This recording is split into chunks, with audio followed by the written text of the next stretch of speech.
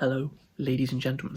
So basically, I forgot to film an intro in Pakistan to this video, which is why I'm filming it now. But in this video, we travelled from the Shangrila resort Skardu to the Shigar Fort. And along the way, we stopped off at the Sarfaranga Desert, aka the Cold Desert. We stopped off at the Blind Lake, and we stopped off at a place called Khoj resort to have lunch. So if you want to see all of these places, all these amazing places in this incredible video, then continue watching. So I hope you guys enjoy, and yeah, I hope you enjoy.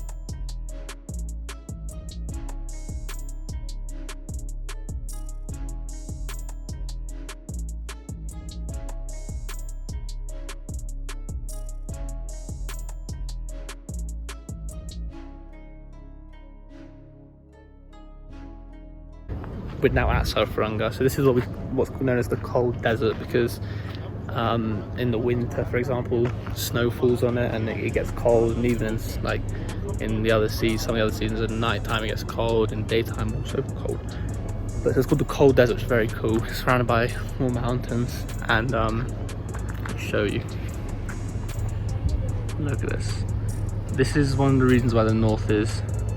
I love it so much, because look, up here you have mountains with snow on them, and then here you have a desert. And so you have like deserts, you have mountains, valleys, rivers, snow, all in one place. You have floodplains, you have grass fields. It's all here, and that's why Khoj is so cool. So we just came across this bridge, I'll show you in a second, which is very cool. It's got some fast flowing deep water beneath it as well. So this is the bridge we came over for the cars. I think this is a bridge which you can walk over if you're traveling by foot, for example. And here we have some more incredible mountains and that fast flowing river. And this area has actually won 6 UNESCO awards, which is incredible. It just goes to show how incredible this place is. And with the big sign, big Shigar sign, the land of K2, second highest mountain in the world. Wow, wowza.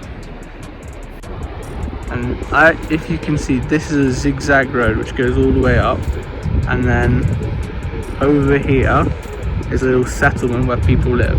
So look at this road. That's crazy. That's sick. That's epic. So it go all the way up, and then people live there.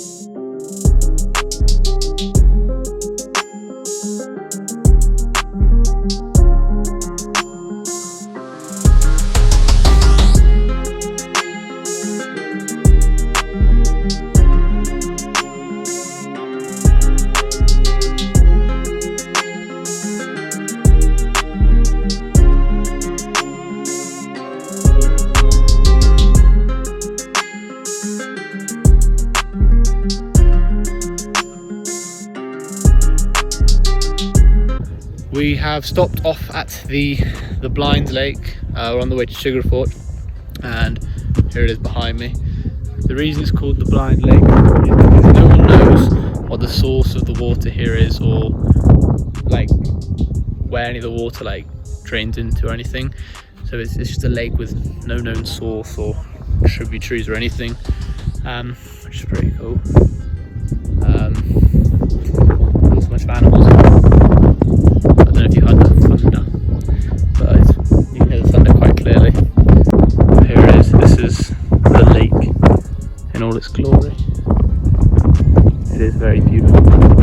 You can go like boating here, there's some people swimming, and obviously around your mountains. I think this is my favourite part of the mountain because it's like the yellow bed. So our driver actually told us a ghost story about the Blind Lake, and he said that there was once upon a time a ghost who fell in love with a lady of the village, and he asked for her hand in marriage, and the villagers said, well, we will allow you to marry her if you can provide us with a source of water, because they said they had to go to the other side of the mountain to get water, and it was a long journey and they wanted a close source of water. And then the next day all the villagers woke up and there was this lake. So that is kind of like a local tale of how this lake was actually formed, that a ghost made it so that he could get married to one of the villagers. Very cool. Yeah, why not?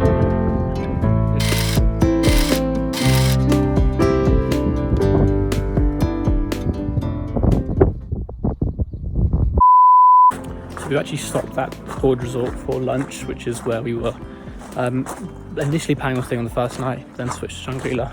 You see beautiful Shigar Lake behind me, which drains into the great river, the Indus River, which is a great massive river. So we had lunch here. I'll probably just put a little montage of this place starting now.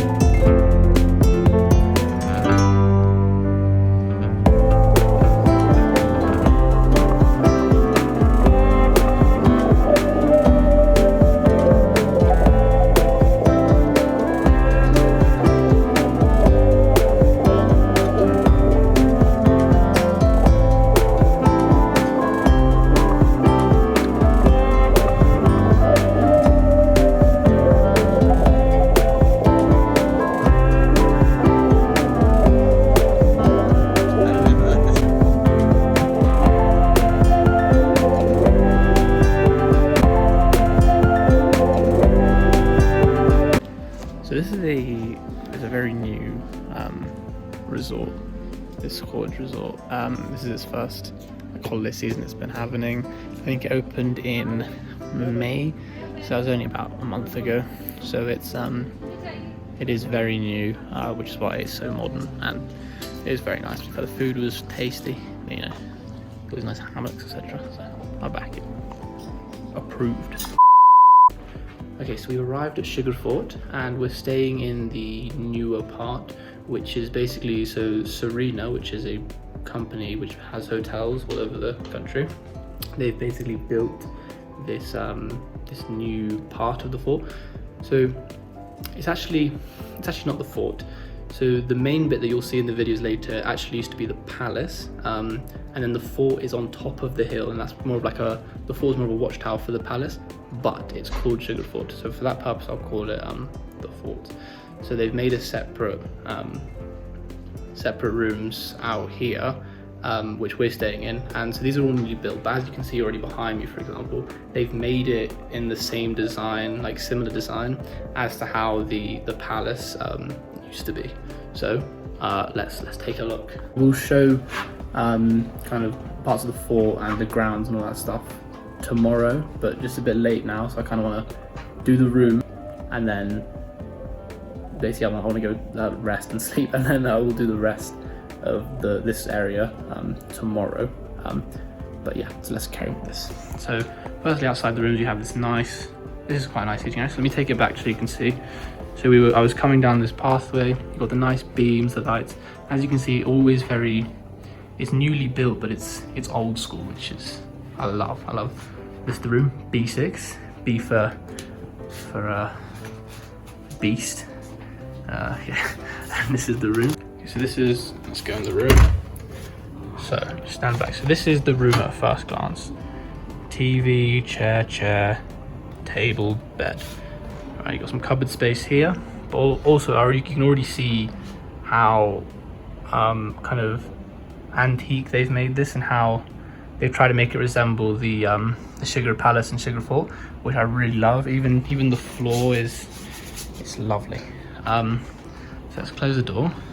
Let's take a look at the room. So lights are on. So let's start with bathroom, because So that's always one of the nicest, most exciting bits about going to a new room. So open the door, and you can already see it's looking nice. Okay. Again, you've got the nice wooden ceilings, and hey, let's go. So you've just got your sink, your toiletries, hair dryer. I don't actually dry my hair with a hair dryer, but it's nice to have the option. Towels, but yeah, toilet and shower. And the thing is, the installments, for example, the toilet and the shower, you can tell that part's very modern, which is, it's nice because it's nice to have that kind of you have, I guess you could say, the luxury of these modern facilities in this old style rustic kind of room, which is really nice. And so overall this is a really nice bathroom. It is, and that is always a make or break with hotels, if the bathroom is nice. We come back out into the room. Oh, just mind the step. We've got a nice big double bed. We've got, you know, tea and coffee, and they have this cupboard space, so obviously to hang your clothes in here. Nice big, oh sorry, this one.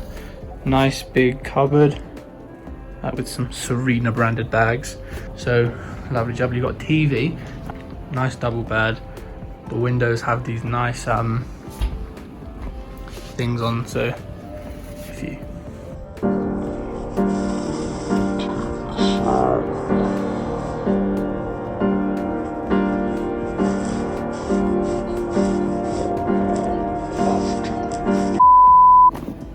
you can basically, so I finally managed to do it so you can roll it down like curtain, and again it's the nice details, you know, this that type of curtain it's nice. Also in your room you get complimentary almonds, walnuts, apricots, water, and it's nice. So happy days. And then this is probably my favorite part about the room. So you can see we have these double doors, 2 sets. Go out here, and there is this nice little indoor balcony, I guess you could say. So this is probably my favorite part, because if you listen quietly, you should be able to hear the river. I'll show the river. I will show the river tomorrow when it's light outside, because obviously right now it's dark, you can only see me, but I'll show it tomorrow. But yeah, so that's it for the room. So I'll show that bit out there again in the morning when you can see the river. Show some more shots of outside of the Shigar Fort / palace, and etc. And then tomorrow we are off to Gilgit.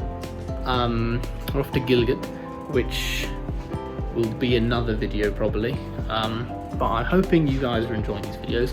I know I am loving them, and also because I love filming. I also love editing videos as well. So I think this is gonna be fun to edit all this footage. I've already like 200 videos. Oh no. Okay, but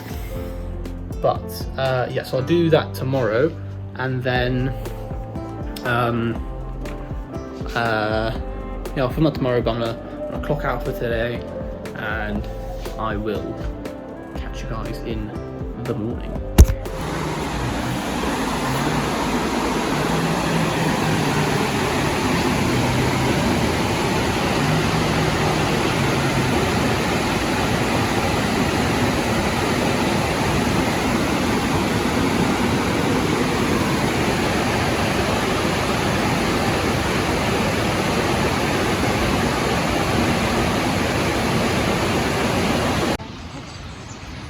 Up here is where the actual Shigar Fort used to be, because down here was the palace.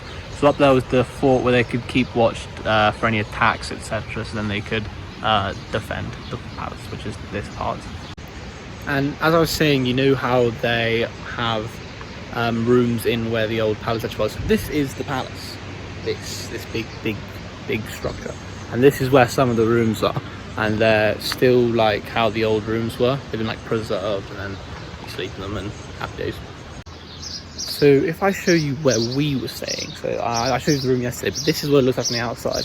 So it is like it's the newly built one, but it's, like I said, made in the design of how the old style rooms were. So here it is. So I'm currently in the garden. So the gardens are firstly absolutely beautiful because they have all these nice flowers. They have cherry trees, and then in the breakfast you can eat some fresh cherries that I presume have plucked from the trees because they're the same. So these are all the cherry trees. I don't know if you can see the little redness onto it. I'll go towards one in a second. And they have all these nice flowers. If I just stay quiet, you will be able to hear the birds chirping.